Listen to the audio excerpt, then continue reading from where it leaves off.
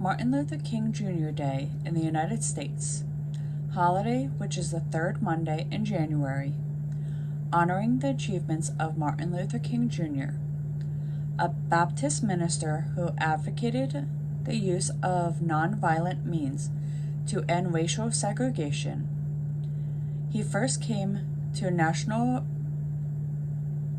prominence during the bus boycott by African Americans in Montgomery, Alabama in 1955. He founded the Southern Christian Leadership Conference in 1957 and led the 1963 March in Washington.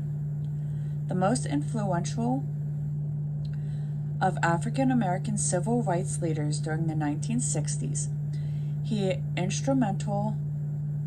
was instrumental in the passage of the Civil Rights Act in 1964, which outlawed discrimination in public accommodations, facilities, and employment, and the Voting Rights Act of 1965. King was awarded the Nobel Prize for Peace in 1964. He was assassinated on April 4, 1968. Almost immediately after King's death, there were calls for national holiday in his honor. Beginning in 1970, a number of states and cities made his birthday, January 15th, a holiday. Although legislation for a federal holiday was introduced in Congress as early as 1968, there was significant opposition on radical and political grounds to block its passage. In 1983, legislation making the third Monday in January a federal holiday finally was passed, and the first observance nationwide was in 1986. The day is usually celebrated with marches and parades and with speeches by civil rights and political leaders. On November 2, 1983, President Ronald Reagan signed the King Holiday Bill into law, designating the third Monday in January a federal holiday in observance of the civil rights leader Dr. Martin Luther King Jr. The legislation to recognize Martin Luther King Jr. Day was first introduced just 4 days after his assassination on April 4, 1968. Still, it would take 15 years of persistence by civil rights activists for the holiday to be approved by federal government, and additional 17 years for it to be recognized in all 50 states. Today, it is the only federal holiday designated as a national day of service to encourage all Americans to volunteer and improve their communities. Despite the national fear inspired by King's death, the bill to create a holiday in his honor languished for years with limited congressional support. However, Democratic Michigan Congressman John Connors, who first proposed the bill on April 8, 1968, was not deterred. He continued to reintroduce the legislation every year with the support of the Congressional Black Caucus, which Connors helped fund. In 1979, on the 50th anniversary of King's birth, the bill finally came to a vote in the House. However, even with a petition of 300,000 signatures in support, the backing of President Jimmy Carter, and testimonials from King's widow, Cordia Scott King, the bill still was rejected by 5 votes in the House. Republican Missouri Congressman Gene Taylor led the opposition, which cited the costs of an additional federal holiday and traditions which exclude private citizens from receiving recognition with public holidays named in their honor.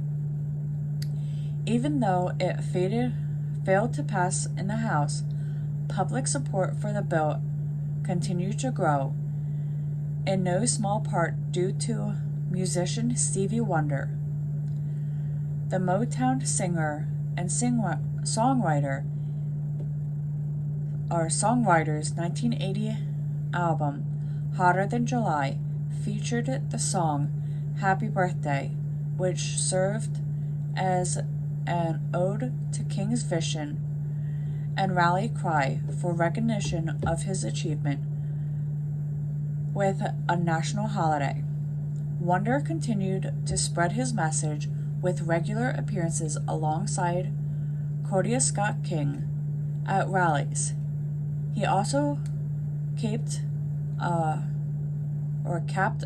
4-month tour with a benefit concert on the National Mall, where King delivered his famous I Have a Dream speech 18 years earlier. When the bill again made it to the House floor in 1983, 15 years after King's murder, support was overwhelming. Working together, Cordia Scott King, the Congressional Black Caucus, and Stevie Wonder amused a 6 million signature petitioning in favor of the holiday. The bill easily passed in the House with a vote of 338 to 90. However, when the bill moved into the Senate, Republican North Carolina Senator Jesse Helms attempted to dismiss the legislation by submitting documents alleging that the civil rights leader harbored ties to the Communist Party. Outraged by the personal attack on King's character, Democratic New York Congressman Daniel Patrick Mahan threw the more than 300-page binder to the ground and stomped on what he described as a packet of filth. After 2 days of debate, the bill passed in the Senate, and President Ronald Reagan reluctantly agreed to sign it into law.